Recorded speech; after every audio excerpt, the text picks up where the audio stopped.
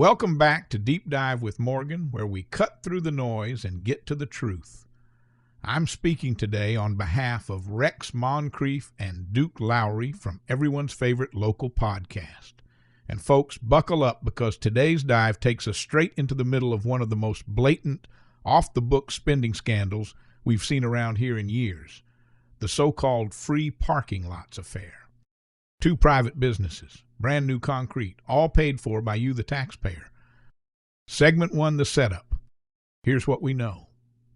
The Chandler administration, without a public vote, without a formal bid, and without an engineer's damage report, authorized nearly $400,000 worth of paving work on two privately owned parking lots, Scott's Audio and Bossier Power Equipment. The city attorney, Charles Jacobs, said the work was done because the Walter O. Bigby carriageway project damaged those lots. Then Mayor Tommy Chandler went on the radio and gave a completely different story, that it was about access changes.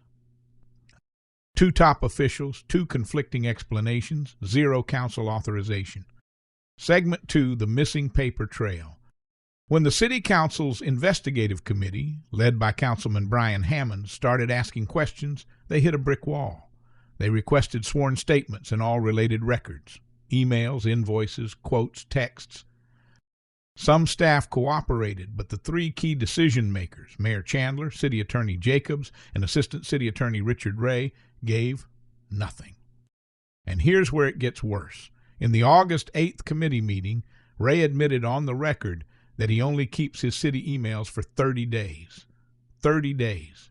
Folks, Louisiana law says public records, including government emails, must be retained for years, not tossed after a month. If you tried that with your tax records, the IRS would have a field day. Segment 3, possible legal violations. There's another problem. The total project cost appears to exceed the $250,000 threshold that triggers Louisiana's public bid law. Instead of one project going to public bid, there's evidence, including an email, that the work was split into two claims to skirt that requirement. That's called bid splitting, and in Louisiana, it's illegal. No competitive bidding, no council vote, no documentation verifying damage, and no transparency with the public until Bossier Watch and the investigative committee dragged it into the light. Segment 4, why it matters. This isn't just about concrete or asphalt. It's about trust. Taxpayer money was spent on private property without your representatives having a say.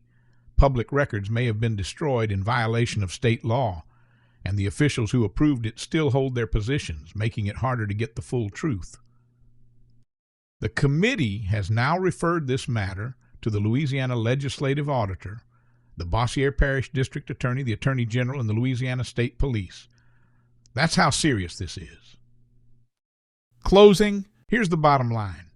If you believe in transparent, accountable government, you should be outraged. Public funds aren't a personal checkbook for pet projects. Records shouldn't vanish after 30 days. And no one, not even a mayor or city attorney, should be able to spend hundreds of thousands without a public vote.